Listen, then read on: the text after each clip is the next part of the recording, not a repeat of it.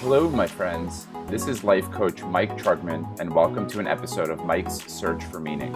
I'm after some big questions. Why are we here? What makes a fulfilling life? How can we grow individually and collectively? Each episode, I'll dive deep with leaders who are doing great work in the world and see how they organize their life. Books read, value systems, resources used, and stories that show how each of you can create the life and the world of your dreams. Rosi, welcome to Mike's Search for Meaning. Thank you, Mike. It is a pleasure, an honor, and just fun to be here with you.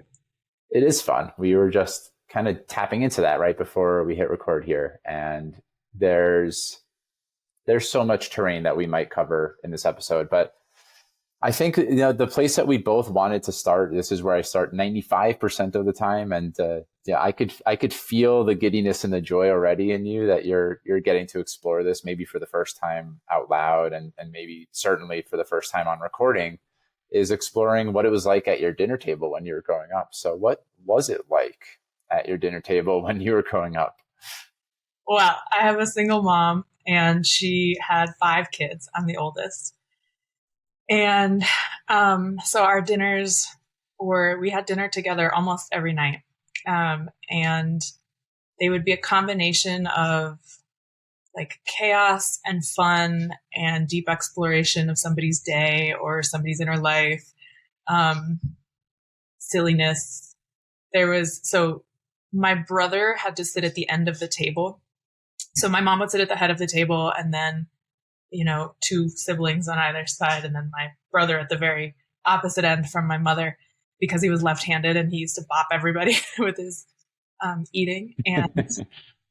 And my mom was, I guess, worried that he would feel far away. And so to include him, we always had broccoli every single night, broccoli. So to include him, she would throw the broccoli to him to the end of the table.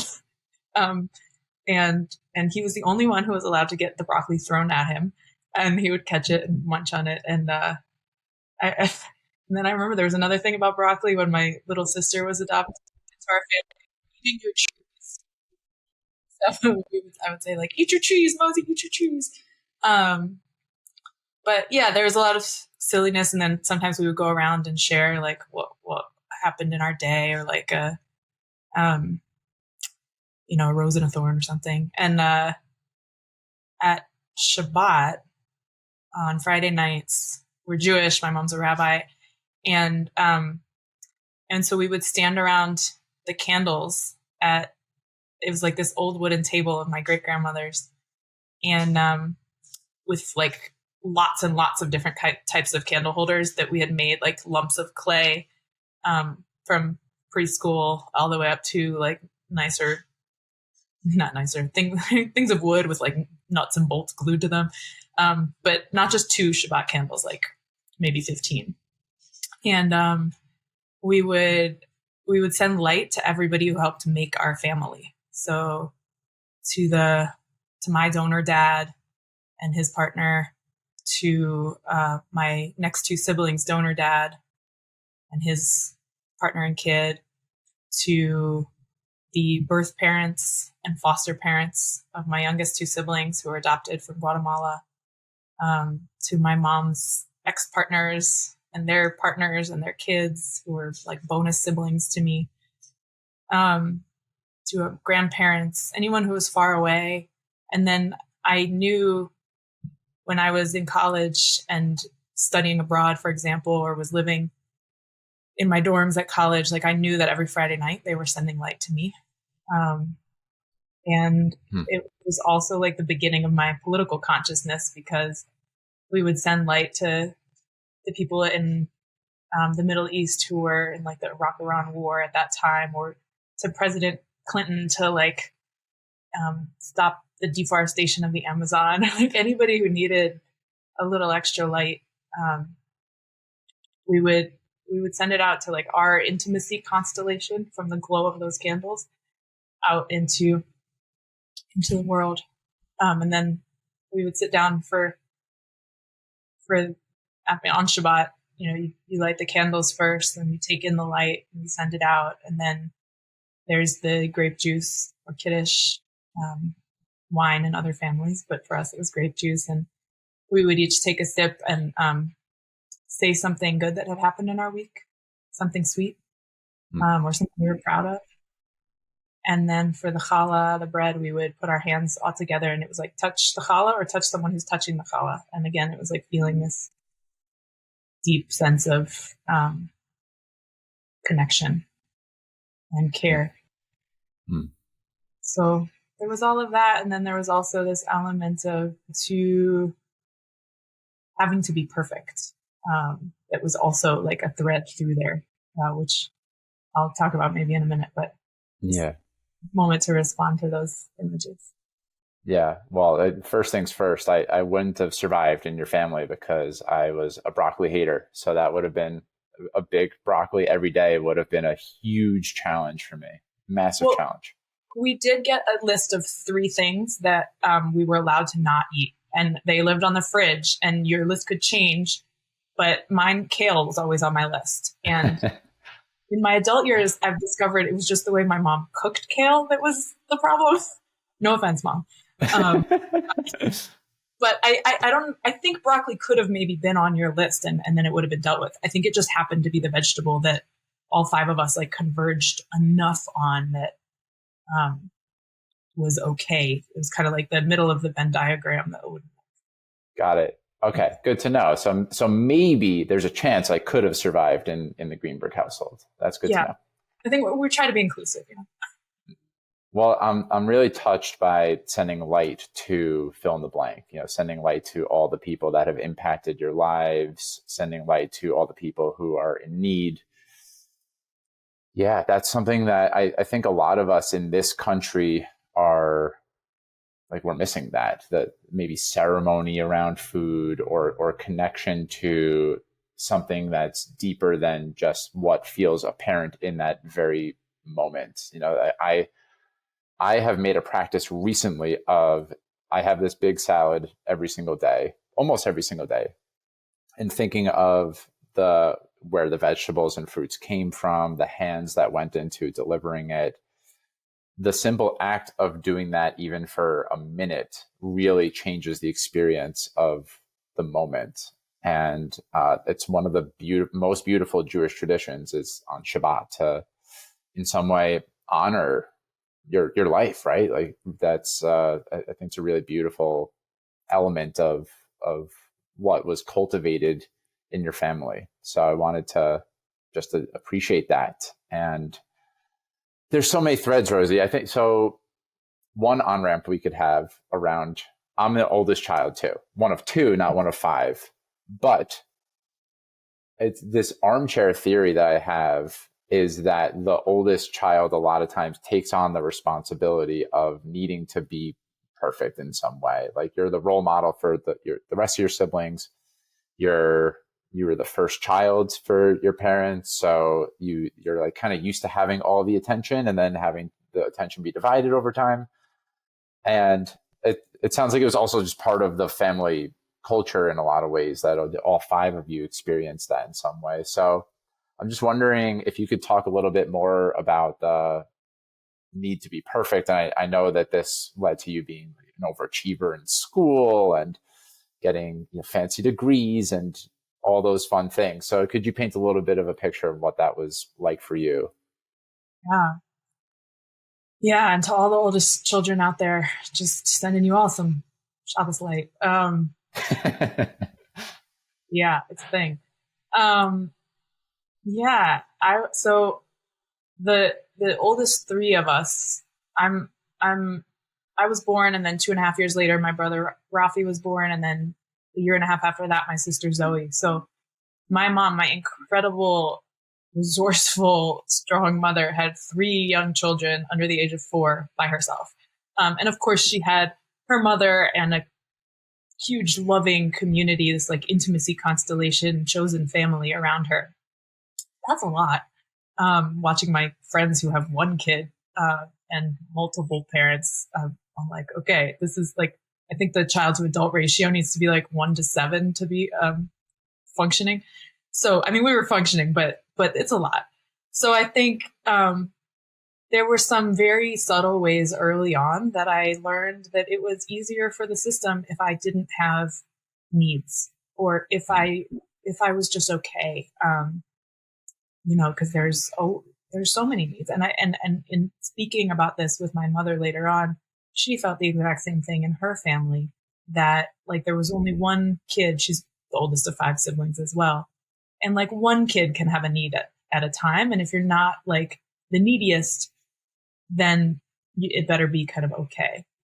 And so I remember like a couple different moments of being like the representative for my family, or like not needing. I remember there was one Hanukkah where my sister asked for, it was either ice skates or ballet shoes, or maybe it was 2 different years, and she got them, and I was like, what? Like that's a thing we can ask for?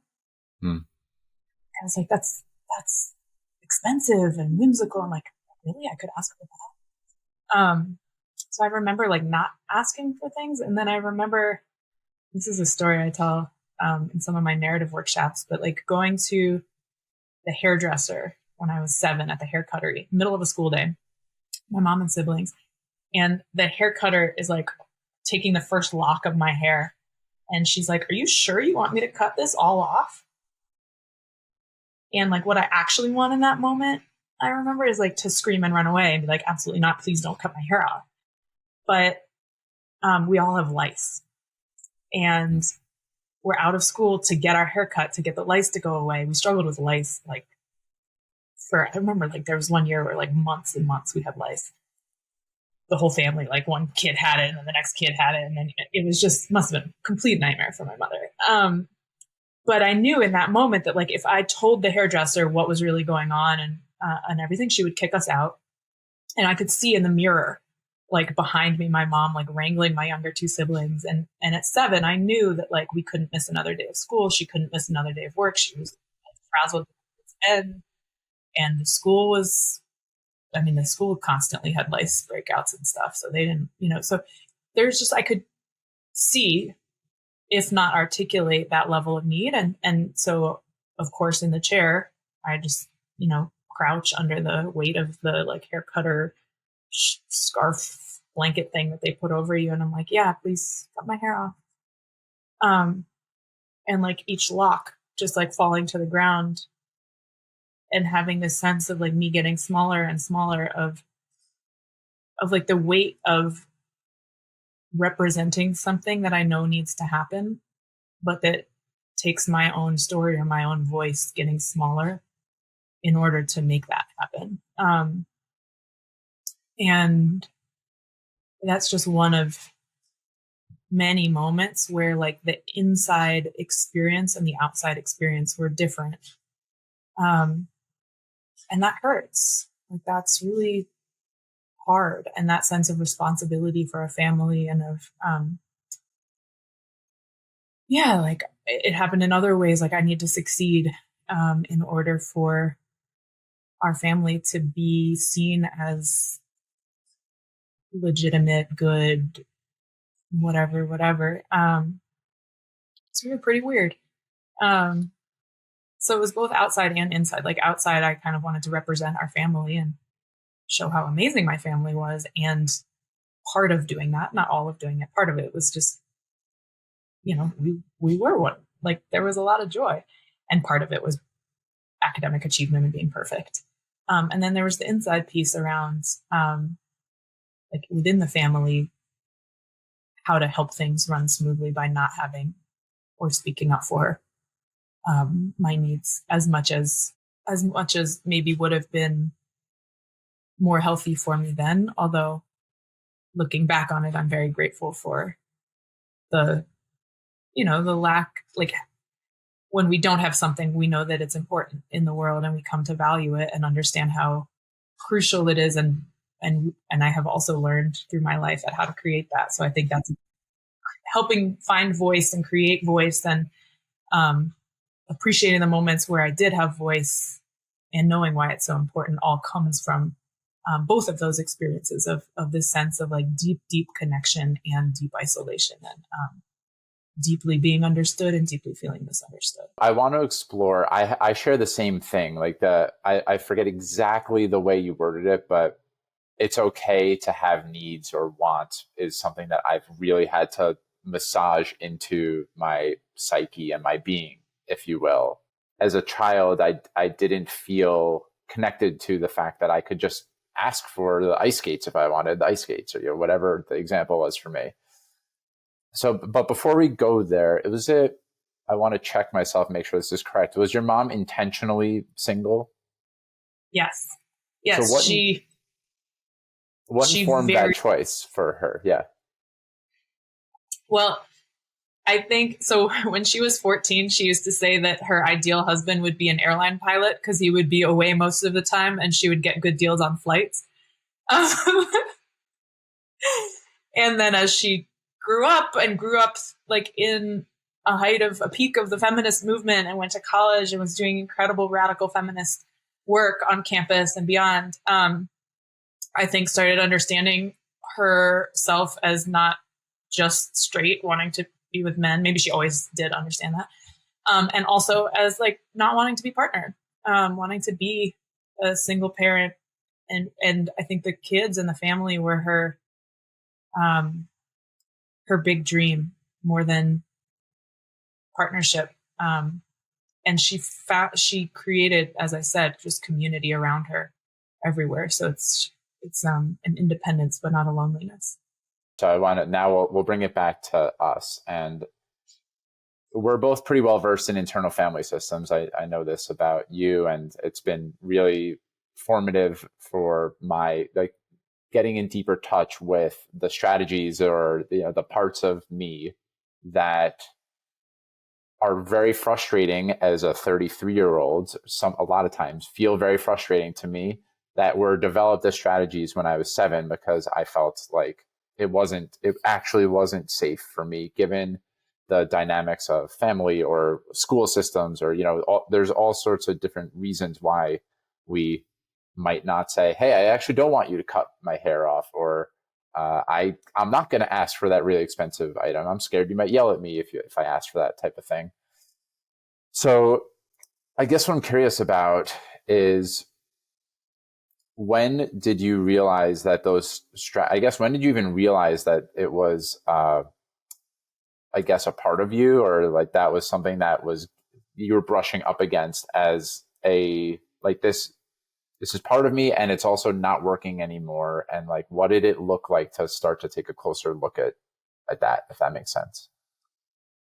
Yeah, I think it was probably in college, like starting to explore some of these pieces, and then definitely in graduate school where I actually came into contact with internal family systems as a way to understand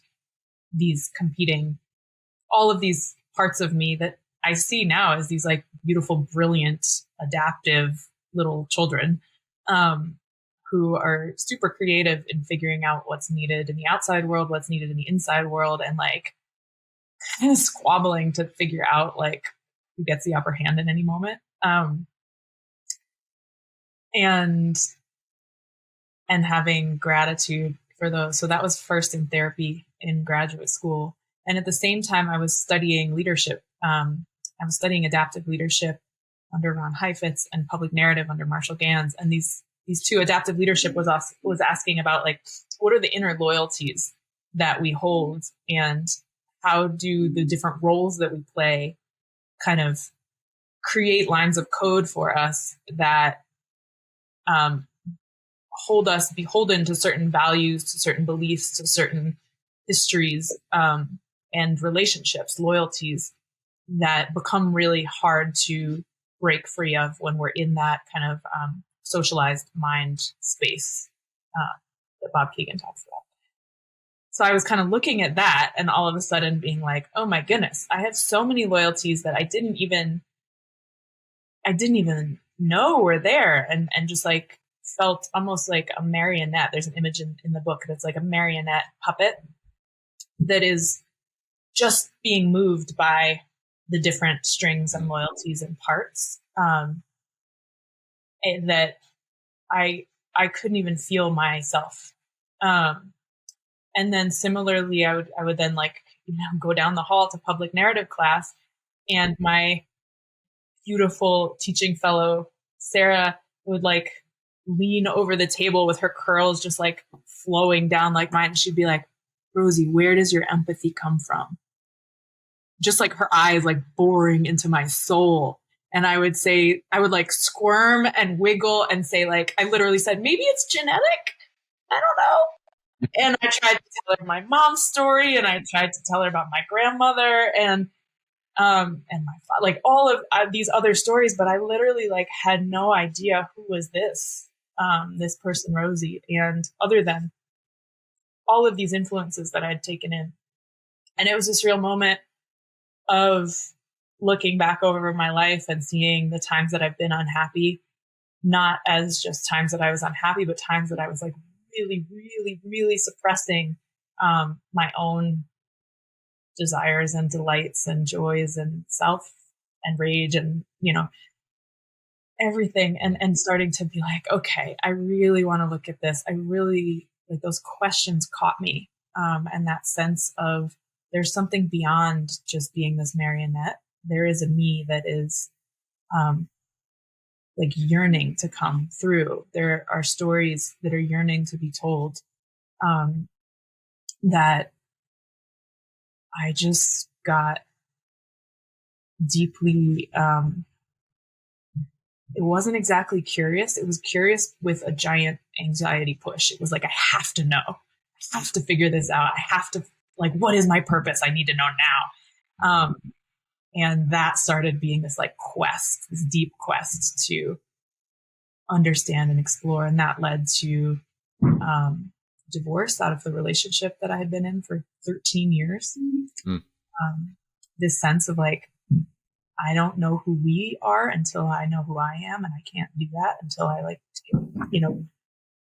kind of pare away all of these things that have shaped me to the point that I don't know myself anymore.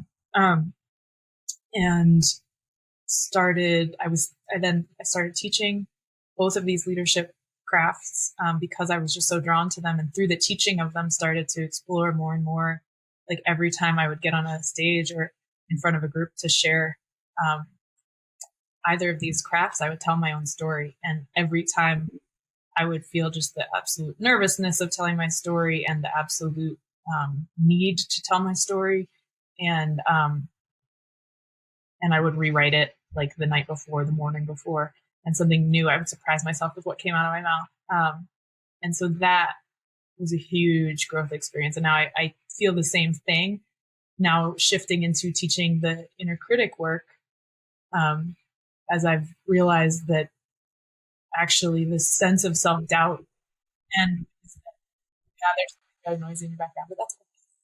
This sense of self-doubt and ways that I have found to explore it and address it is actually something that I am very wise about and can bring forward into the world. And so rather than running away from it, I've started to embrace it. That the phrase, like, your mess is your message, starting to bring that forward.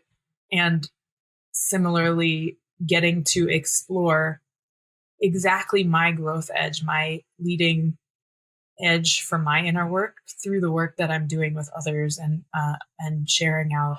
And like every time I get to share with a group, I discover something new from myself and from the group. And it just feels like this incredibly generative process that I'm very lucky to get to do. And that question of like, what's my purpose? All of a sudden just kind of melted away into this sense of like, oh, this is my purpose and this is how it's manifesting right now. And it's going to shift into something creative and new next year. And I don't even know where that is, but I don't have to like worry about it so much because this discovery process, both the inner and the outer discovery process, get to go super hand in hand. Well, I don't think, I mean, I've read the book and I remember seeing the marionette, but I was going to actually, after your answer was done, I was going to presence that if someone hasn't heard of internal family systems or adaptive leadership or public narrative, that I wanted to break it down a little bit. But that image of being a marionette who is kind of reflexively responding to things all the time I feel like it actually encapsulates all of it in a way. And maybe some common ones, I'll speak from my own personal experience, is that if someone asks me to do something, if I was in the marionette people pleaser part of myself, reflexively, I will say, yes, of course I could do it, or yes, of course I have time. And in a lot of ways, what you're speaking to is that doing that your whole life, if we're always just reacting to what other people expect of us, we lose total sight of who's Rosie or who's Mike or who am I. And everything you're speaking to is pointing more towards being able to connect with who you are and like kind of standing firmly in, I have inherent value. I have a story to share. And then the kind of existential questions of like, where's my purpose? I need to go get my purpose. That still happens for me sometimes too, but there's generally more relaxing into the question rather than like forcefully going after it, because it feels like we need to, otherwise we're incomplete or not whole. And that seems like a through line of a lot of what you're doing. Like all the different things seem to point to that. Yeah. And I think there's a way in which somebody said to me recently, like he was like, you were orienting around your wounds and now you're orienting around your love. Mm-hmm. What's interesting is that the activities that I'm doing are not that different, but the sense of, for example, like and I think many of us orient around a story of, for example, I must care for other people in order to be worthy. In order to be important, I must be needed. In order to be needed, I must take care of other people. And we can kind of orient around that from this place of like grasping and pushing, and like almost our mask self is a caretaker self. And then once we can kind of dive deeper, there is this quality, if we can kind of break apart that story and be like, okay, actually, I can take care of people, and I of course have my inherent worth. They're not actually related. They're not a 1-to-1 ratio here. And so we can kind of break that equation, and in doing so kind of get a little deeper underneath the beliefs and underneath the false equivalencies or false if-then statements that we learn through the parts of us learn, or our inner critics learn, of like the ways that we can be loved in the world. If we can get underneath that, there actually is this beautiful sense of that, like part of my essence and my depths is I love to care for people. I love to be there and offer. And I think like a lot of coaches start from this place of like, I have to be worthy. I have to do something, I have to give in order to be worthy. And then get to this place of just like shining forth love and care and offering to the world. And that's like, the activities don't necessarily change in terms of what it looks like from the outside, but the energy is just completely shifted from one of like scarcity to just like a love and a worth and an offering. So yeah, that's the shift, I think. I forget what your initial question was around that, but it was more of just I had originally a summation of what I was hearing, and maybe a simple illustration of what it looks like to be reacting all the time instead of connecting with yourself. And your description just there was really poignant and beautiful. That it's very easy to be cast under the spell that circumstances need to be different for me to be more of who I am, and not to just rest in, actually, I'm doing very similar things. It's like, I still love taking care of people. It's the quality of love that it's oriented around, and not the quality of fear or wound or, however you want to language it, that I'm not taking care of people out of only duty and obligation, that I want to take care of people is a wholly different energy. And that's been a huge quality of my work. So well said. HOLY, different energy. Yes. So we've been speaking a little bit about the inner critic, and everyone has a Sam is about your inner critic. And so I don't know, for me, it's actually, it's been easier for me to understand and make like the people pleaser in me, for example, if we just harp on the people pleaser, I'm like, okay, that makes sense. I can make peace with the part of me that wants to say yes to other people because I am scared of being rejected. I'm scared that I won't have a sense of belonging if I don't say yes to other people. But inner critic, like why would I want my inner critic to have any sort of megaphone in my head? I just want to banish him and get him to the side. So I'm wondering if you could walk us a little bit through your journey of, I guess, understanding, befriending Sam, and then maybe also, I love the part I'm going to open to in the book that you say something like Sam has had a lot of great teachers along the way, and there's five not great forces, so five forces that contribute to your inner critic. So if you could just walk us through all of that, that small task of just walking us through all the factors and how you befriend it, that type of thing. Great. So, I first met Sam when my dear friend, mentor, Marshall was, he was kind of coaching me through a really difficult moment. And he said, what's your inner critic's name?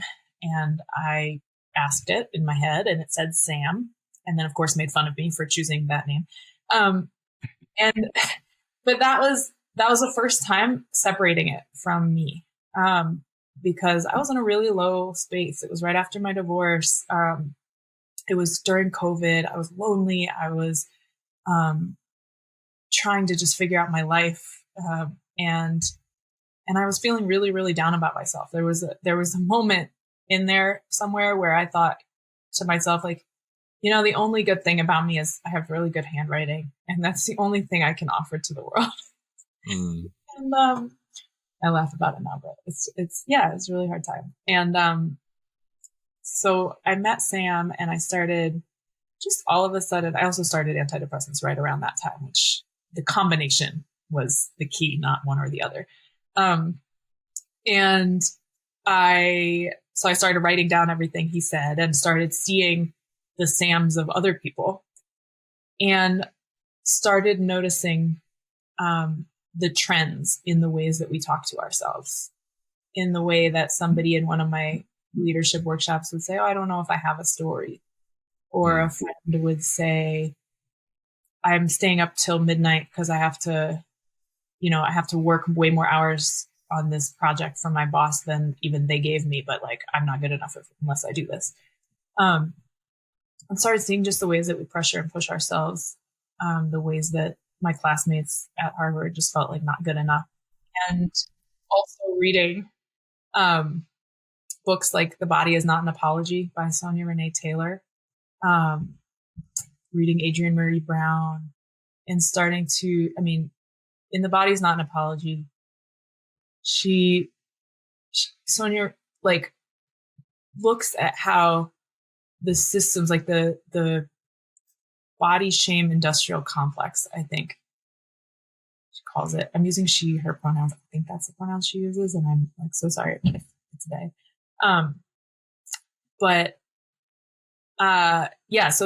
So Sonia goes through like how the beauty industry is marketing to us and telling us that our bodies are not good enough and creating this shame in individuals that then tells us that we need to buy certain beauty products in order to look a certain way that the industry itself told us we need to look.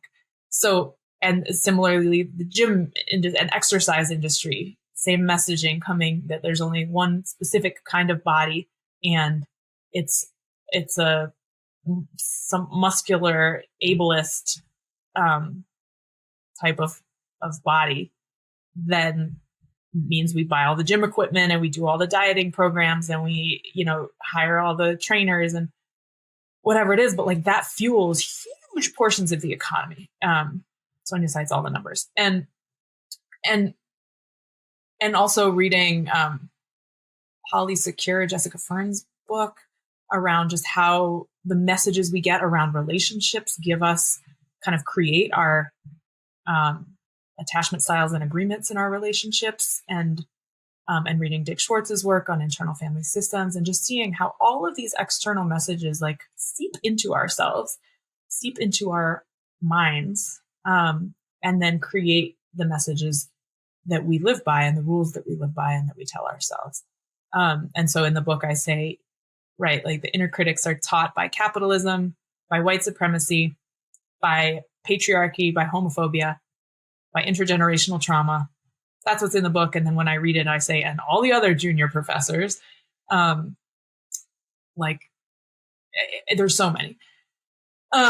You can insert your favorite horrible messaging here. And those like fuel our economy.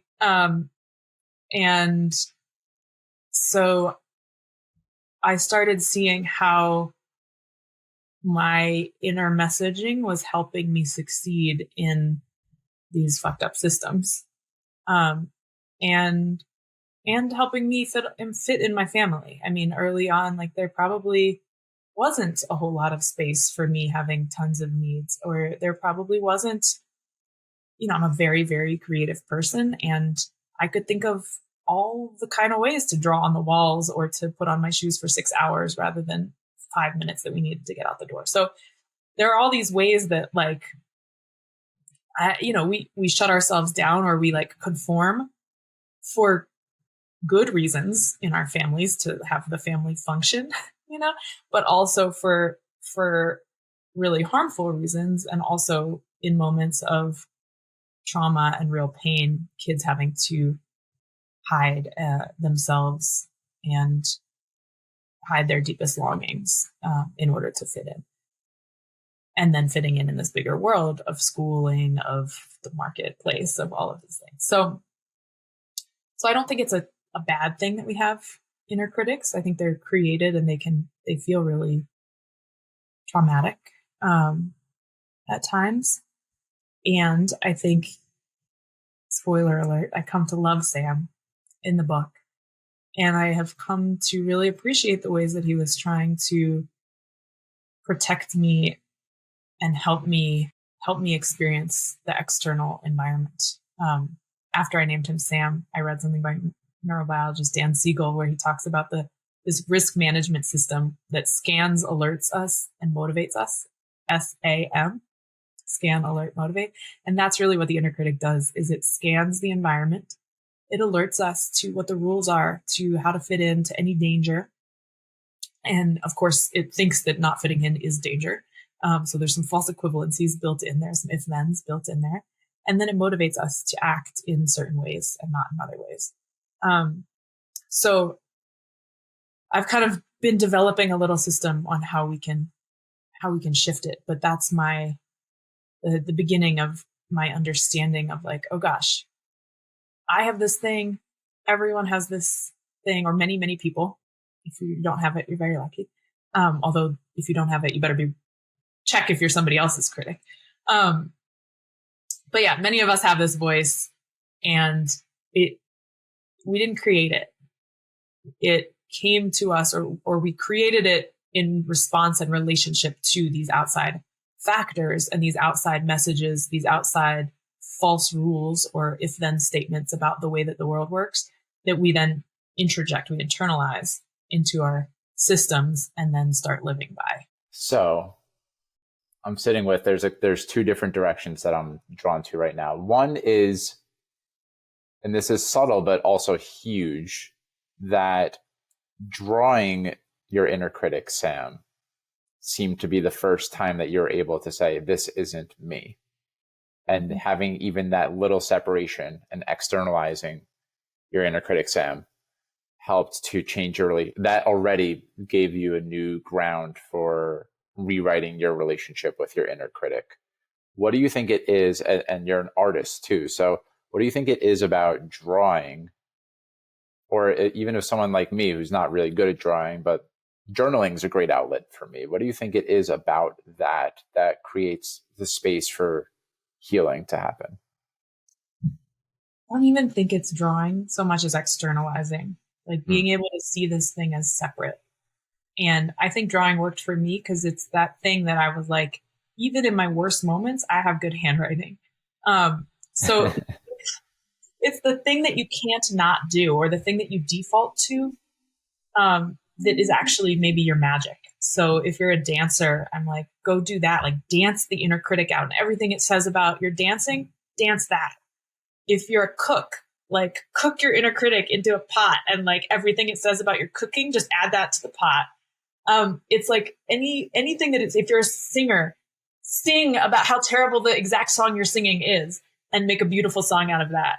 I think there's something about, like, something very healing is that, like, right in the moment, doing, like, showing the critic as it is, as separate from us. And then as it is critiquing us for the ways that we're showing it as separate from us, as it's critiquing us for the very activity of seeing it, we're including that critique in the seeing of it, if that makes sense. So as I'm drawing Sam, I'm hearing, gosh, this is a stupid drawing. And I'm writing, gosh, this is a stupid drawing. As you're dancing, Sam, you're hearing, gosh, you're moving your body weird. So dance that phrase, you're moving your body weird. But I think it's the combination of those two aspects. One, well, three maybe. Externalizing it, number one, in a way that is through your own magic or your own activity that you feel just like unassailable at. And three, the like meta piece around, as the critic is critiquing you during that activity, add the critique into the expression of the critic itself. That is so interesting. And so what happened after you do those three things? What happens for you? What changes in the relationship with your inner critic? It's a shift in the power. So before, the critic has all the power because we're not even noticing them. But as we're doing that, we have all the power because we're claiming anything that it's sharing. There's nothing that the critic could share that would make me small, because it's all just contributing to this incredible activity that I'm doing. It's anything it says is contributing to this expression of my creativity, which is about what the critic is saying.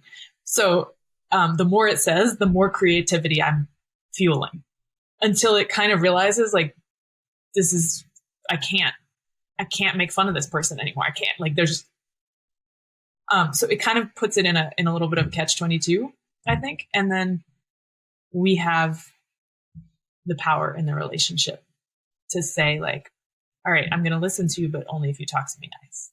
Mm-hmm. So, and I think there's similarly power in, like, being able to see something with a little bit of perspective, that puts us in the driver's seat. So I always say that, like, noticing and naming is step number one of dealing with these parts of ourselves, really any part of us, just noticing it and distinguishing it, not separating it. We're not going to cut it off, but distinguishing, like, what is that part and, like, what are its edges? Like, where does it come in? Because then I started to see, like, the little moments of self-doubt, the little, like, sense of, am I doing this right? Am I doing this wrong? Oh, that's Sam. And I can, like, put a shape around him. And that really helps, like, to have a container. In one of my workshops, I was working with a bunch of new coaches, and I brought a lockbox, and we drew our critics, and we, like, left them in the lockbox during the day. And then we took them out, of course. But yeah, it can be really helpful to like contain, in a way, the boundaries. So what was, I want to circle back to Dan Siegel's acronym for SAM. So it's scan, alert, motivate. Right? Motivate. Scan, alert, motivate. Mm-hmm. What does it look like to healthily scan, alert, and motivate? When Sam is doing his job in a way that feels aligned with who Rosi is, what does that look like for you? Yeah. Well, recently in a workshop, I had this sense of, like, am I doing this right? Like, so-and-so is not, they don't look like they're with it. So that's Sam scanning, like, scanning the environment, scanning my, all of the participants, sensing, like, who's with me, who's not. He's alerting me to, like, oh, this person's having some kind of thing. Now, in the old version of Sam, and my relationship, he would tell me things like, you're not doing this right. You're a shitty facilitator. You're doing an awful job. Look, they hate you. Taking that one person as evidence and like blowing them all the way up. And that is at first how I sense it. I'm like, oh gosh, am I doing an okay job here? And then now I'm able to look beneath that and be like, okay, what's the actual data? Not the conclusion, not the actual alert that he's giving me, which is like, alert, alert, you're doing something wrong. It's like, okay, what data are you seeing? Let's go back to the scanning piece. Oh, you're seeing that this person is not so, or maybe that they're looking at their phone or they're checking their email. They look distracted or bored. Okay. Now there's so many different interpretations I can make around that other than the alert that he's giving me around me.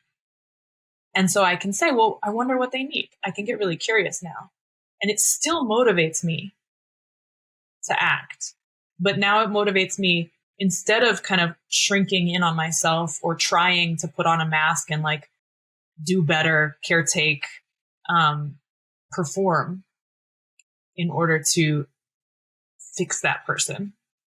It's a motivation to get curious, to ask questions, to maybe check in the chat with them, to take a deep breath, to shift, if it feels like there's multiple people for whom it's not quite landing, to shift something that we're doing in the workshop and move forward in a different way. So there's still really, really valuable data that Sam gets from groups, from the environment. It's just the conclusions that he makes from that data, because really there's a hidden step in there. It's scan, conclude, alert, motivate. And guess what that's? I just made this up, but scam. Scam. Yeah.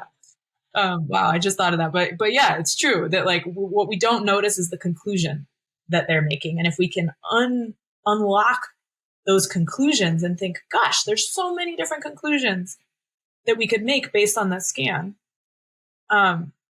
We can take away the conclusion and use the question or use the alert to draw out questions or different behavior, not taking it all on, like magic and wisdom and possibility in that sense of just noticing what's going on in the outside environment. And these critic parts are incredibly attuned from day one. They've been like attuned to what's going on, So we can use them as real allies when we take out the C from scam and let it just be a Sam.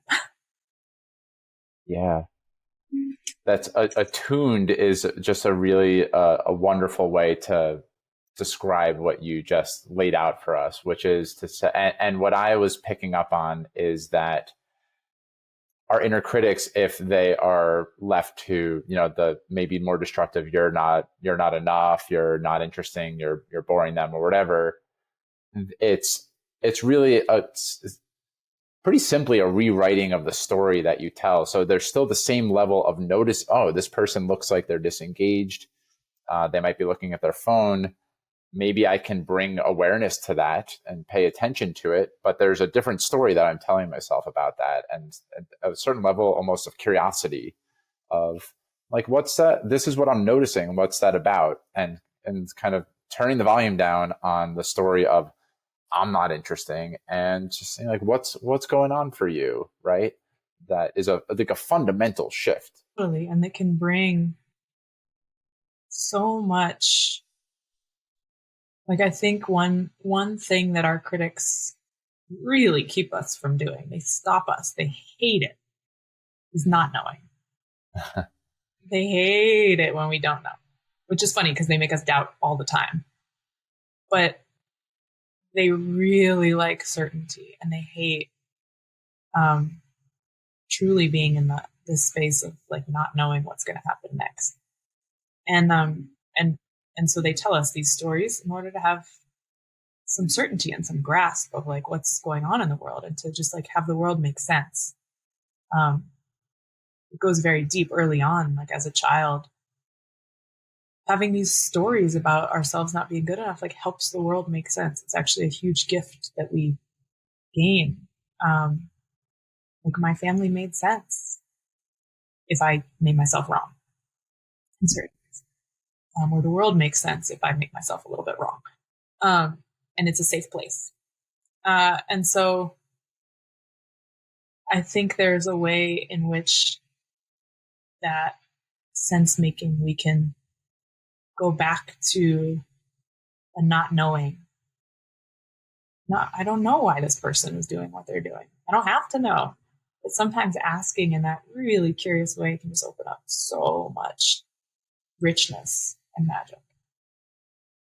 For me, like saying it's okay to not know, and here comes the banging again. I don't know if you're still able to pick up the words I'm saying or if it's getting cut off, but the it's okay to not know has been a huge shift for me, that I am not placing so much of my worthiness on having the answer and having certainty in my life.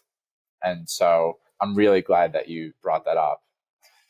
I want to, here's a curiosity of mine as I thread back into something else that was sprinkled earlier into this conversation. I, for a long time, carried that I didn't have a story to tell. Like that if someone asked me to share my story, I would have, the same way that you're talking about with, why is empathy important to you? And you might have felt like you were getting small and given some sort of, I don't know, it was inherited in some way. It's genetic. For me, I just never ever felt like I had a story, and I'm really touched by the way that you said that in doing this work, that every single time that you do tell your story now, you learn more and more about yourself, which I found to be true too. That I've gone from I don't have a story to tell to I've learned that it's healthy to tell my story and it's going to resonate with someone, so I'm going to at least try to tell my story, to my voice really matters, and like this is a way that I'm a leader. My story is going to impact people, and I feel compelled to share my story. And so I'm wondering if you could walk us through some of the layers for you. Did you feel the same way? Like, I don't have a story. Yeah. So what's that journey been like for you? Yeah. It's funny. This song is coming to my mind. My grandmother had this tape that she played for all 18 of her grandchildren over the span of like 25 years, again and again. Whenever you drove in her car, it would be this one CD. It started out as a cassette tape and then it was a CD, and now it's on Spotify. But there's one song that's like, the lyrics are, everyone has a story that's waiting to be told. Everyone has a story more precious than gold. Everyone needs a true friend to listen and to care. So tell your own story, a memory to share. And it's funny, like going back over that song and being like, oh yeah, that was like, it's this earworm that's ingrained in me from childhood that like I probably know all the lyrics to that song, but only now looking back, I'm like, wow, that was actually a really powerful message. And at the same time, I think for many of us who feel like we don't have a story, that exact feeling is part of our story. That sense that my voice or my story maybe doesn't matter, doesn't deserve to be told. Well, somewhere along the way, somebody told us that, right? Or treated us in a way that we got that message. And so that's part of what we're looking at in the world to change. And so I work with a lot of folks, storytelling, and like I would say there's two kind of main shapes to the stories of our early lives. Like there's one shape that is kind of like everything was awesome and great, and now I give back. And there's another shape that was like everything was horrible and now I'm a leader. And for the everything is horrible and now I'm a leader, there's this question of like, well, where did that come from? Like, who taught you to believe in yourself? And like, where did you come to understand your own sense of power and agency and leadership from early on? Like these come from, we say like between 5 and 17 years of age. So like early on, who taught you to believe in yourself and taught you the values of that you're standing up to now? Like everybody has, even if not even if the pervasive feeling was not belief in you, like everybody has something, a time when somebody cared for them or believed in them, or a place they went to care for themselves.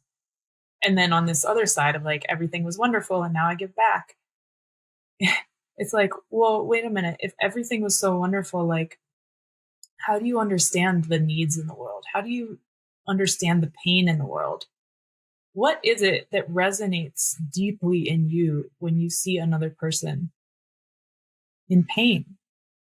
Like, there is hurt that you have experienced. There's injustice, maybe silencing from inside or outside that that has touched you, such that you think the world needs changing and that you are stepping up to be a change maker. And sometimes it's like giving permission, like, yes. And it's often people of a lot of privilege who are saying, I don't have a story because I've been really privileged. And there's something really beautiful in that. Like, again, that's where the critic has a lot of wisdom. The critic's saying, I don't have a story because I've been really privileged, because I had a privileged life. There's huge wisdom in that. And what does that critic mean by that? They mean, I want to create space for other people who have been marginalized and silenced. I want to create space for them to share their stories. It means I see a lot of the pain outside in the world, and I see how hurt people are. And like, I don't want to contribute to that hurt by sharing my story, or I don't want to deny that hurt by sharing my story. So there are some really beautiful ways that sense of I don't have a story is acknowledging privilege and power hierarchies. And at the same time, we can look at that deep acknowledgement of privilege and power hierarchies and say, like, where does that come from in you? Somewhere you know that like justice is a thing that is needed in the world. And somewhere you have felt pain. And like, I think if we're not in touch with those spaces within ourselves, if we don't allow ourselves to be in touch with the places of pain, it's almost doing a disservice to the people we're trying to show up for, because we're not fully owning our whole lives, our whole emotions, our whole beings. We're kind of othering and distancing and saying, oh, well, you all have a ton of hurt, but not me. And that can be painful in and of itself. So there's almost a mission that I like to give to folks who did have really great lives, to also share some of the things that were really hard, and give permission for there to have been difficulties and pains and real challenges that you've had to overcome because you are a full human. And all of this inner critic work and inner work in general is about like, how do we become more whole and hold more of our wholeness and our stories? So yeah, that's been a big journey for me, is like allowing myself to have had pain, and part of that pain to have been not being allowed from the inside or the outside to fully share my truth. So for anybody listening who needs that permission, let yourself just, breathe that in, because it's there. Well, I'm breathing it into, Rosi. It's a really helpful reminder, and really, really touched and moved by that. So thank you.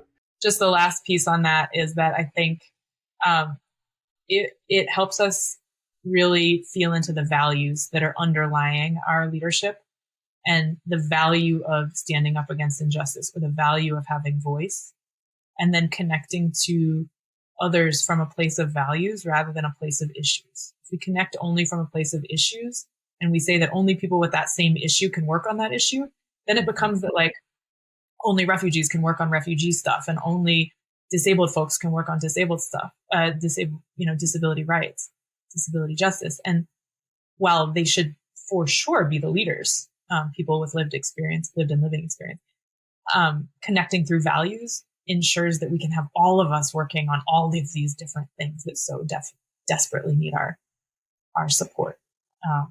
So yeah, just wanted to add that as like a why to share these stories. It's not just for personal growth. It's not just for, but these are stories that connect us to our values, that connect us to other people, that build power and solidarity to actually change the world. But yeah, as I went to the bathroom just there, I was thinking about how important it is for us as leaders, and we can broadly define a leader as someone who simply just wants to take responsibility for how they show up in their life, right? It doesn't have to be someone who's in a position of, I would argue that actually all of us are now, given the technological advancements we've made, and that we're also as interconnected as ever.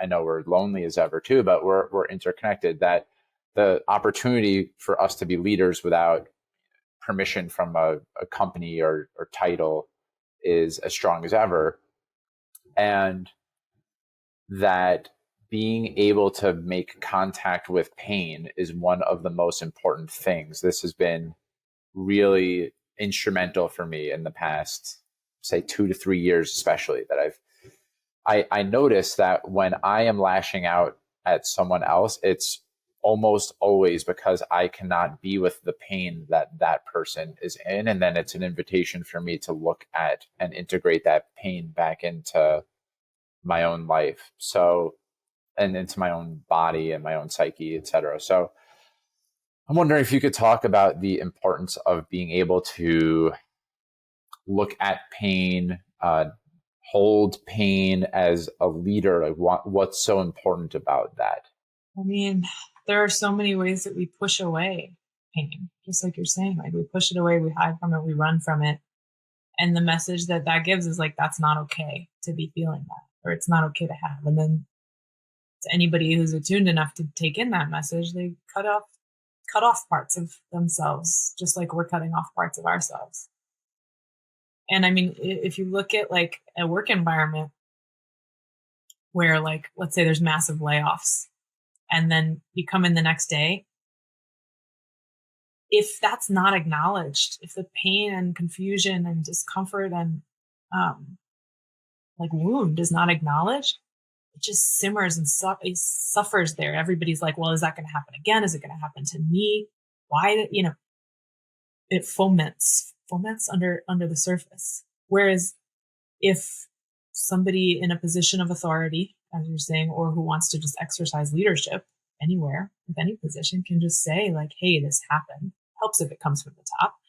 Like, hey, this happened, and acknowledges both like what actually happened, names it. Like, there were a lot of layoffs and it happened in a really shitty way. And there's a lot of confusion right now. And I imagine people are feeling upset and angry and confused and sad and hurt. That goes a really long way to welcome in those feelings. Because if you welcome them in, then you can see them and deal with them. If you squish them away, well, where are they gonna happen? In emails and side conversations, in phone calls, in text chains that you're not able to see. And that just like eats away at the morale, eats away at the life blood, I guess, of the organization, right? And maybe it like something that really enrolled me at first when I heard this. I don't. Are you familiar with Gay Hendricks and him and Katie Hendricks's work at all? Yeah, tell us more. So he basically said, if you look at our emotional landscape as a faucet, that there's all the emotions are part of the faucet, and you cannot selectively. And Brene Brown says you cannot selectively numb one emotion. They're cut from the same thing, right? Is that if we shut ourselves off from pain, from anger, from sadness, it's shutting us off also from joy, excitement, contentment. This was one of the first insights that I was like, okay, now I'm ready to look. I want joy. It's like a carrot in addition to like this is hurt. Yes. So I like to, when it feels appropriate, I like to share that, because that's one way to enroll the parts of us that are like, fuck that. I don't want to look at the pain. It hurts too much. I'm just going to do whatever I know, watch the show or go on Instagram. And not making those things bad or anything, but that if we don't ever take the time to metabolize all of our experience, it is blocking us off from the things that we want too. And yeah, I was also just thinking about the ways that as you said, if it's not welcome in the workplace, then it becomes gossip in the workplace, side conversations, phone calls. The way that on an average day in New York City, if I'm walking outside, I don't know what the percent is. I'm going to say at least 75% of the times I hear someone on the phone, it is in some sort of letting out what probably wasn't permissible at work. Anger, I can't believe this person said this to me. I am really pissed about this, blah, blah, blah. Like that type of energy is on the streets in New York City all the time. And so it feels really imperative as people who care about culture and organizations that these are, if we look at emotions simply as data that needs to be integrated, that if we welcome all of that, then we're going to be more effective and all the things that people say that they want at the workplace anyway, or productive and all that stuff anyway. So yeah, it's again like making those conclusions based on the scan that you're seeing. It's like conclusion not allowed. But yeah, and it feels so good sometimes, like those people walking around New York, like sometimes it feels so good to be just like complaining and you're like, they're awful. I'm just so much, like there can be like a negative pleasure there. But then it often just like cycles and we just live in that space of frustration. So yeah, making space is so important.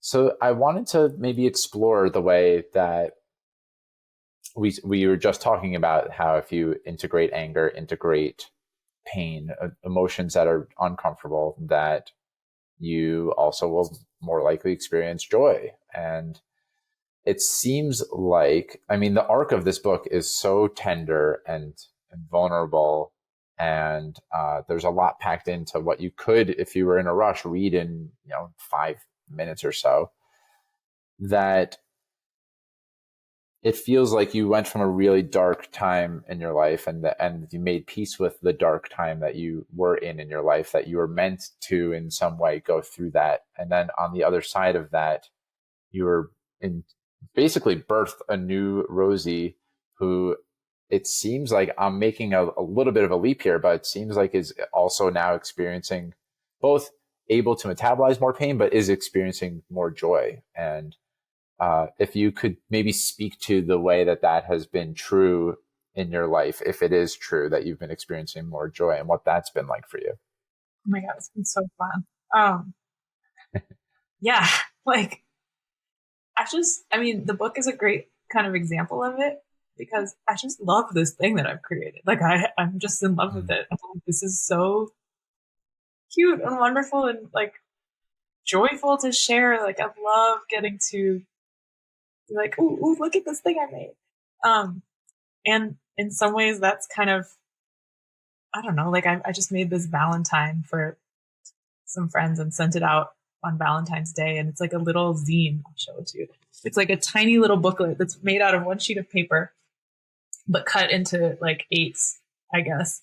And it says really ridiculous, random things. Like there's a connect to the dots. There's a word search. There's a little Mad Lib that I have people like, you could tear it out and return it back to me.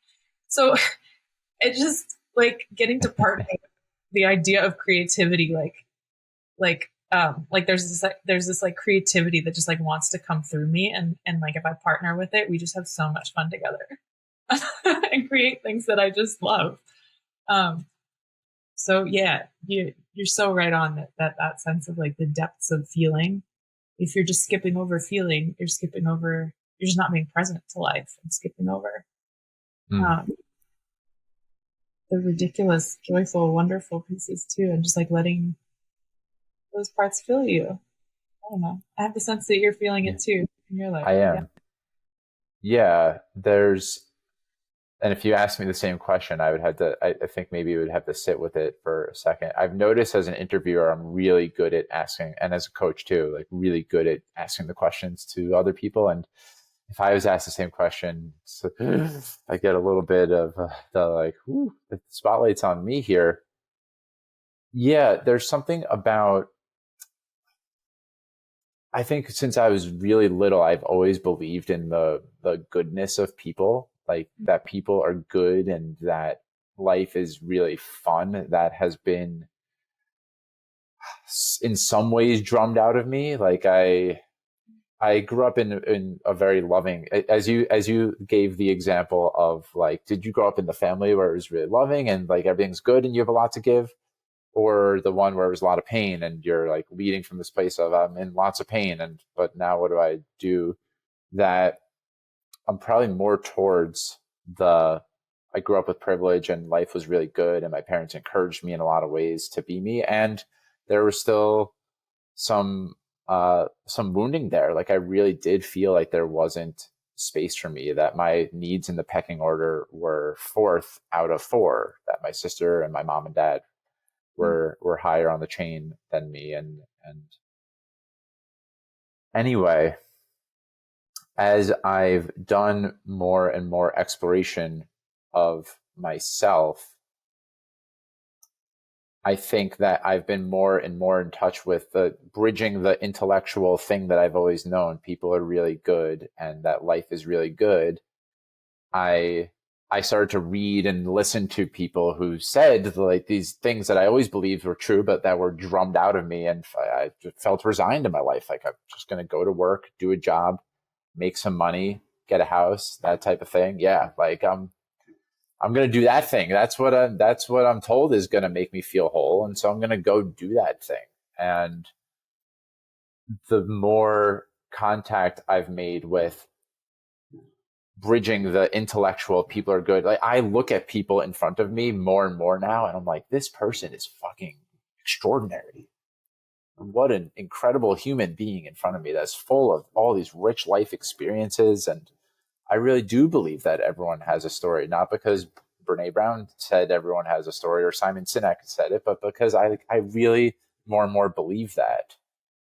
And it's been similar to your journey, that I think making contact with the parts of myself that historically I haven't liked, integrating them, befriending them, telling them they're welcome here, that all of me is okay. It's okay to be shy. It's okay to be really scared. It's okay to be awkward. It's okay to take up space. It's okay to take up no space. Like all of the things. I continue to work on them, integrate them, and that feels like, I don't know. A lot of times I just feel like, wow, I get what life's all about. That's so cool. It's really amazing. And I think what you're doing right now is actually embracing a really important part that's actually really important to share in public, which is that part of being like, life's really cool. And I see that. And like that Yes. unreal joy and that sense of like contentment and ease. For some reason, like that's not allowed. That's like, there's a rule that's like, our inner critics are like, it's not okay to be seen as content and like easeful, or like people, maybe even people who are listening will judge that and be like, yeah, but that can't be really true. Or like, you're just spiritually bypassing, or like, whatever it is, like there is some kind of judgment on like being okay and being in our joy and being like at ease, that it's like not allowed.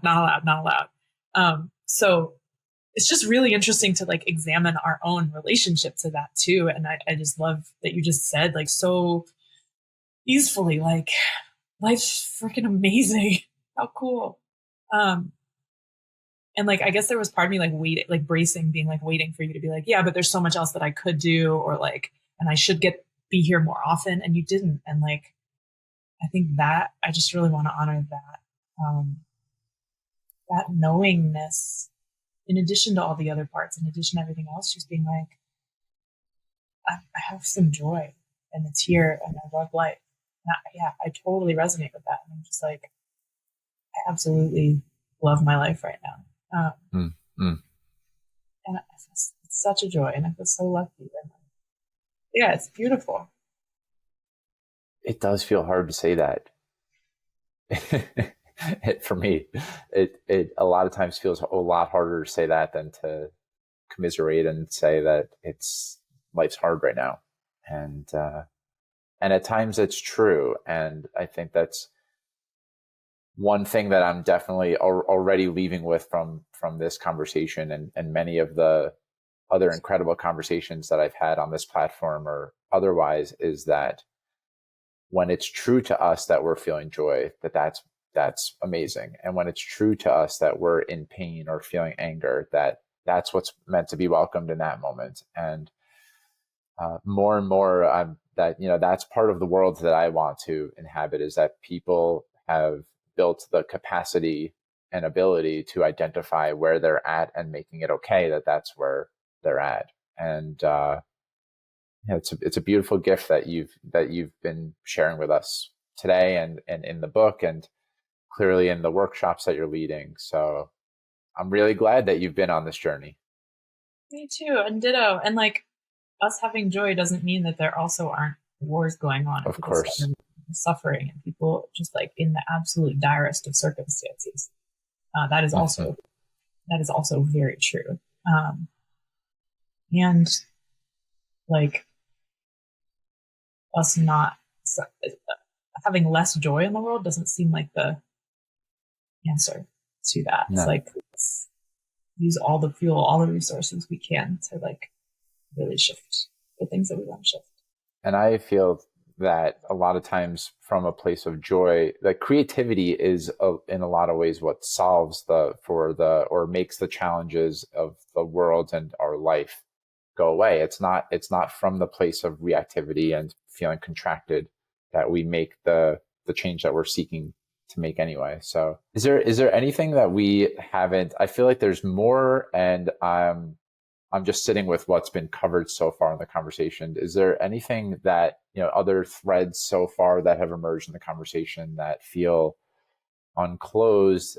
Anything that you want to add to that you've shared so far? And if not, then I certainly have at least a few more things that I would love to go through with you. I feel like there's more to say, but I don't know exactly what. So I'm happy to hear. Yeah. So I think my favorite page of the book here is or pages. There's all these, I guess, what I would characterize as maybe affirmations or, little things that you've said to yourself, like, it's okay to take up space. It's okay to cry. It's okay to be sad and angry. Are there other anchors maybe that you most come to, of all the beautiful ones that you shared? I wrote, it's okay to take up space. It's okay to be seen. It's okay to want to be seen. Those are really big ones for me. Are there one, like maybe three, or it doesn't have to be tied to a certain number, but just like a couple of things that you anchor in? I think it could be helpful for people to listen in on like different anchors that they might have for giving themselves permission to be who they are. Yeah. If I had to distill it to three, it's okay to be a mess. Mm-hmm. I have to keep coming back to that one. It's okay to be a mess, and it's okay to fall apart. Somehow I think like, okay, I could fall apart once, but like now that that's done, like I don't get any more passes. It's like, no, it's okay to be a mess. It's okay to fall apart. And another one is like, it's okay to be special, and it's okay to be in my joy. Mm-hmm. Kind of like, it's okay to be small, and it's okay to be big. And it's okay to be in between. Like, not completely mediocre. Yeah, maybe those three. It's okay to fall apart and be a mess. It's okay to be incredibly special and stand out. And it's okay to be completely mediocre. Yeah. Yeah. Is there, and I could share too, for sure, is there an example of a time recently that you fell apart and or were a mess? Last week, or 2 weeks ago, my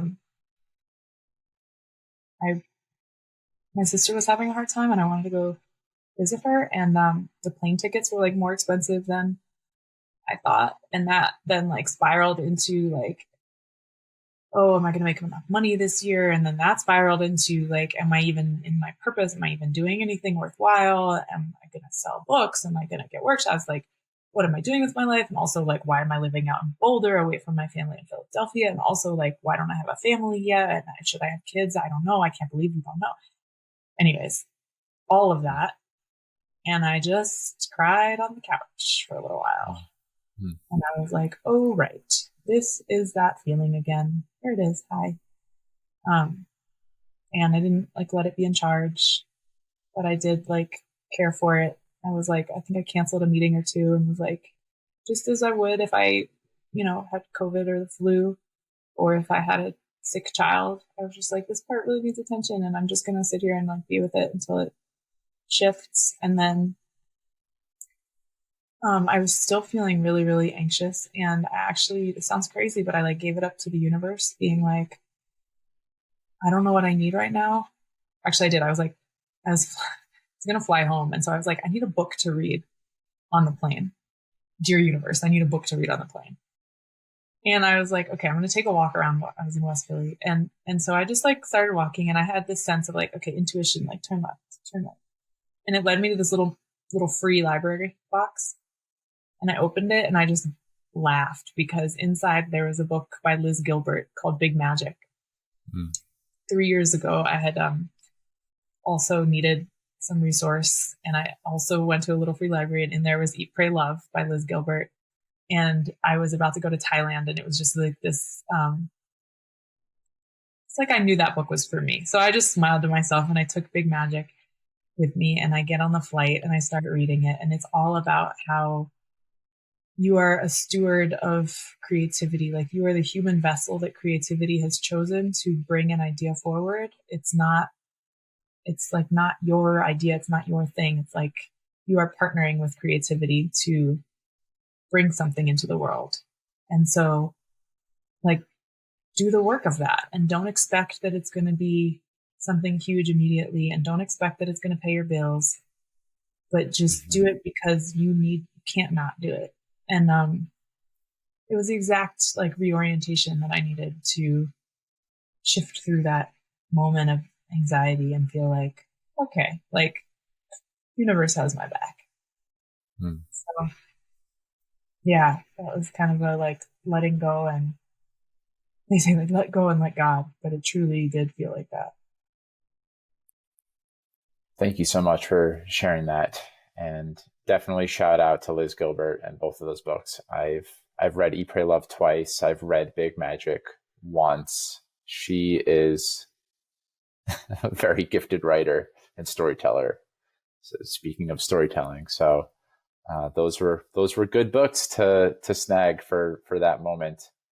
Sure. I feel compelled to I mean, that was such a tender share, and I feel compelled. I mean, my son Nathan is now almost 7 months old. I just came back from 3 months of leave that I spent with him, and there must be many moments that I was a mess. This was maybe a little bit different. I remember a few weeks ago that I took a vacation with my mom, my dad, and my sister. It was like right in the middle of my 3 months of leave. So we'll call it week 7 of 12 or something like that. And I had the sense that the vacation was going to be so rejuvenating and so recharging. And I had a great time on the vacation, but I came home and I immediately like lashed out on my wife. And I think I said something like, I could feel the tightness in me. I was like, I have to admit, I didn't really miss this. Like it was a little bit tough at home. And, I was really, really not proud of that. But what I've gotten a lot better at is just noticing, wow, if I am saying something like that, then I need to take care of myself. Like something's not right within me. And with a couple of days of reflection, I was journaling on it. I was really sitting with it. And I was in a conversation with someone who I feel really safe opening up to. And the words just came out of me that I just felt like I needed to be held. Like I was doing so much holding for my son. And I feel like I do it. That's my temperament, is that I do a lot of holding. And it just was like, I need to be held. And it didn't break into a hysterical cry, but I felt the energy of like a little baby curling into a ball, that I get to be held too. Yeah. Yeah. beautiful, like rewriting and asking and caring. Hmm.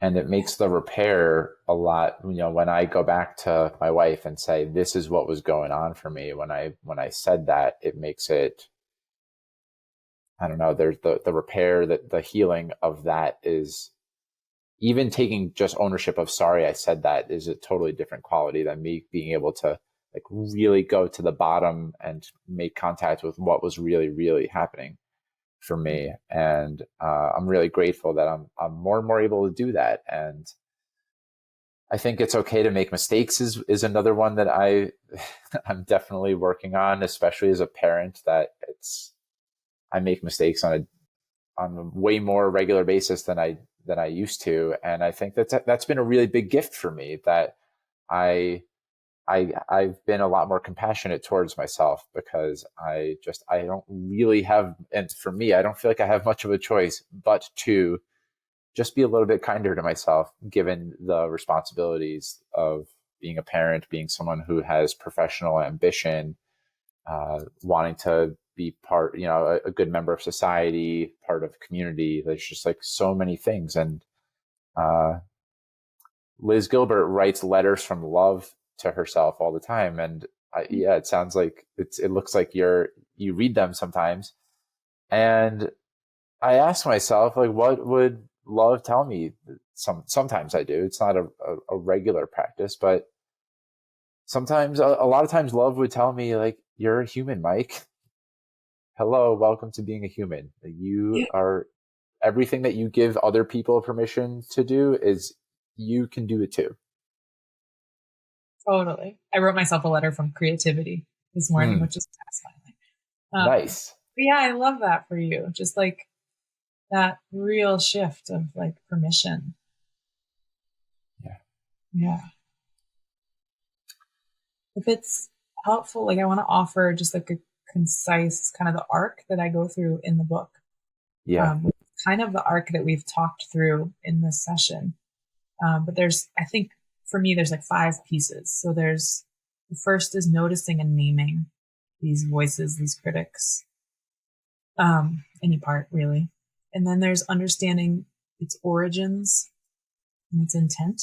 We kind of looked at a little bit of like, where does it come from systemically, and like, what's it trying to create for us, that sense of protection or of fitting in.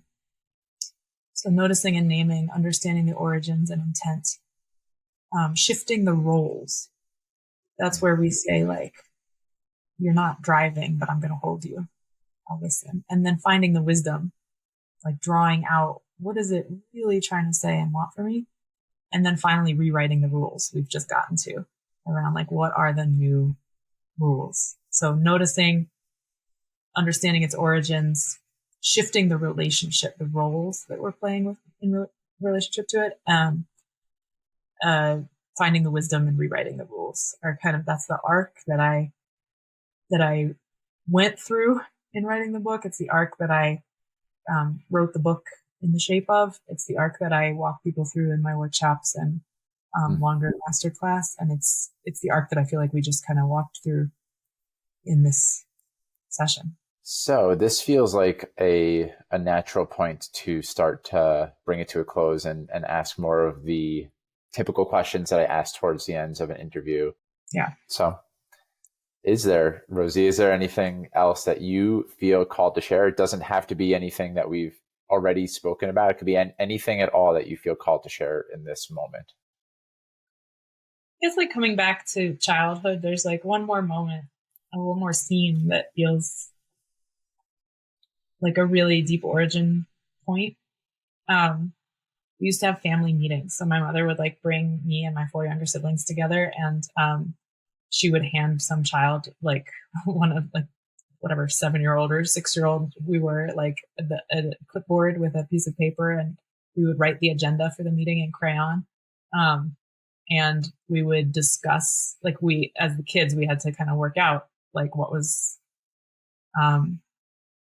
any issues in the family. And so these were my first facilitation moments at like 5, 6, 7. I remember one, it was like I was the dishwasher. I always did the dishes. My sister always set the table, and my brother always did special projects like taking out the garbage. And we were like, these are really gendered roles. Like, we disagree that these are acceptable. We need to discuss it. So we called a family meeting and we wrote that on the agenda, like, chores in the house. And whoever was the facilitator at that time, like, said, okay, we're going to talk about chores. And so we had like an hour-long discussion about like the gender roles and what was fair and what was not fair and who wanted to do what. And at the end of the meeting, we were like, okay, we're going to decide our own roles. Like, it's not fair that mom tells us what to do. And we ended up deciding, I was like, I want to do the dishes. And my sister was like, I want to set the table. And my brother was like, I want to take out the trash. So we were like, great job, everybody. We were so proud of ourselves that we had decided on the exact same roles that we had, but it was agentic and choiceful. So that's just like one, I think that illustrates well many pieces of my origin. Number one, like the facilitation and the sense of like, we're going to creatively solve the problems. But also the like rebelliousness with which I take edicts from authority, and the sense of like collaboration and community that is like, we can sort this out. There was another hilarious meeting that was like, where do we put the dead batteries? And somebody's like, no, we put them in the drawer. Oh no, that's where the live batteries go. Oh, no wonder my Game Boy doesn't work. Well, do we put them in the freezer? No, that's where the dead crayfish is. So anyways, I highly, highly recommend family meetings if you have young children, but also with ourselves, like being like, okay, parts, we're going to have a family meeting right now. And like, we're going to sit here and work this out creatively. I love that tie-in. Yeah. So that's one piece that I wanted to share. And then I've been talking a lot about my mom, who I just like absolutely love and respect and adore. And I just wanted to also like shout out to my donor dad, because my mom, when she was having me, her best friend actually was like, why don't you use my husband as a donor?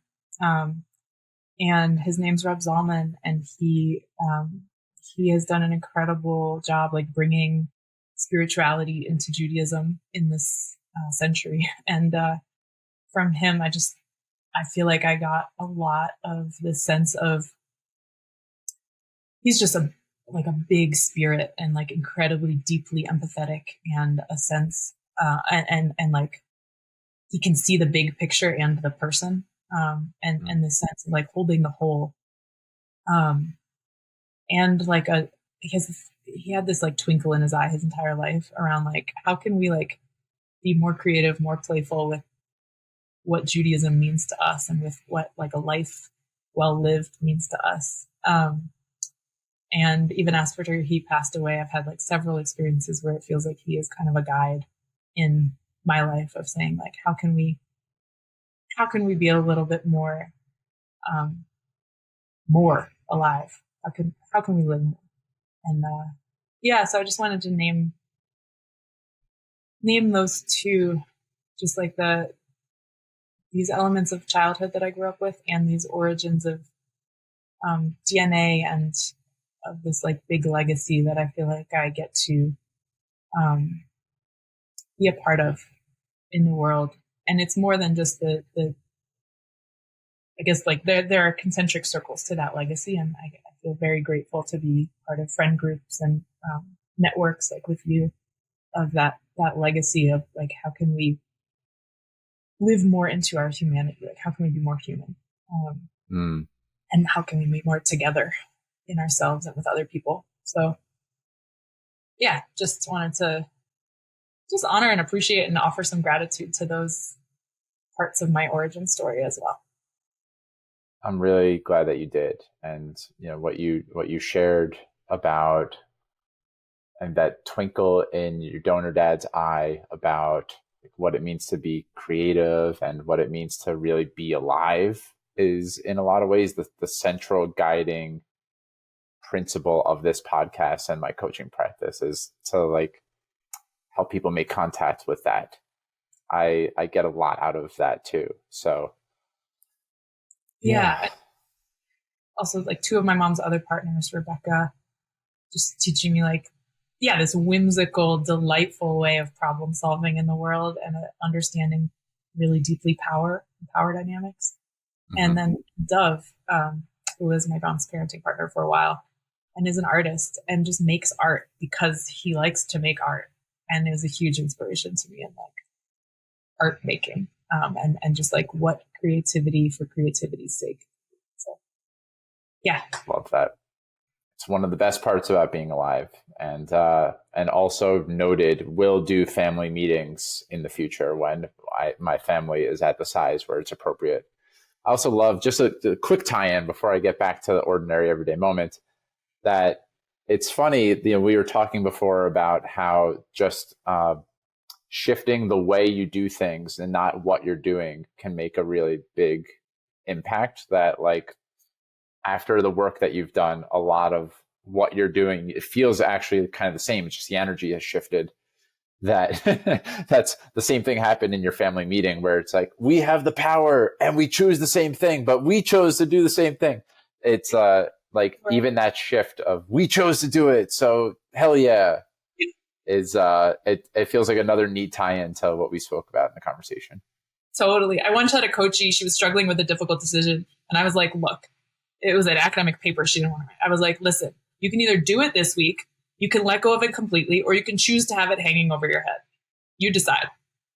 She thought about it for a week. She came back. She said, I want to choose to have it hanging over my head. She was like, this is great. I feel so much more agency now. It's hanging over my head, but I chose that. Yeah. Yes. Yeah. I love humans. I love that. We're the best. As long as we can have choice and feel choiceful about our lives, there's so much more that's possible. And so like, yeah, there's so much about like, how can we feel more choiceful and how can we help more people have more choices available to them and agency. Well, this actually feels like a really great place to end. And so I'm not going to go into the rapid fire. So I'll make sure, I certainly will be linking to the book. If you're watching on YouTube on video, you could see everyone has a Sam here. And I'll make sure to link to that in the show notes. Where else would you have people connected? Is it Drawn to Lead? Is that right? DrawnToLead.com? Drawn to Lead is my business through which you can bring me into your organization to do workshops on the inner critic or storytelling for leadership. But everyone has a sam.com is where to find the book. You can also find a critics gallery of inner critics drawings from around the world and some other great resources there, cool. Including Swag. Sam Swag. All right. Okay. So Rosi, the final question that I ask in every interview, what does it mean to you to live a meaningful life? To get to be creative, to connect with people with deep presence, and to keep learning about myself and the world and the way people work.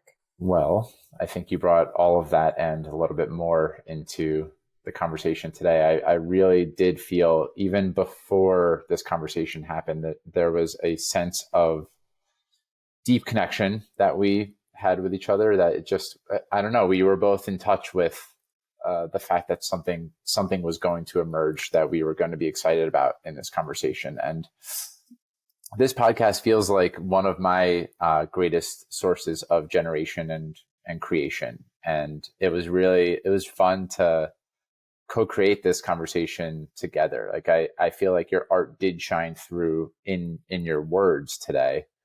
And the connection, the roller coaster that we went on in the past about an hour, 45 minutes, it does give a breadth of what it means to be a human. And I loved at the end, it was just this celebration of I love being human. And sometimes I don't, but right now I do. And that's where I'm at. So we're going to go with that, this conversation brought out in both of us. And I'm deeply touched by your presence, the care that you bring, and I'm really grateful that you reached out and that we had a chance to record this. So thanks for being a guest on the show. Thank you for creating this show and this space and this, just more creativity and inquiry. It's really sweet to be in your presence and to feel the way that you walk your talk and talk your walk. Thank you, Rosi. So for everyone who is tuned in, thank you so much for listening. I hope that you have a wonderful rest of your day or evening, or if it's not wonderful, that's welcome too. Whatever you're feeling, we welcome that, and sending you lots of love. Thank you so much for taking time out of your day to listen to Mike's Search for Meaning. If you enjoyed it, please subscribe, share this episode with your friends, and leave a review. I look forward to seeing you next time, my friends. And until then, stay safe, stay well, and keep living with purpose. Peace.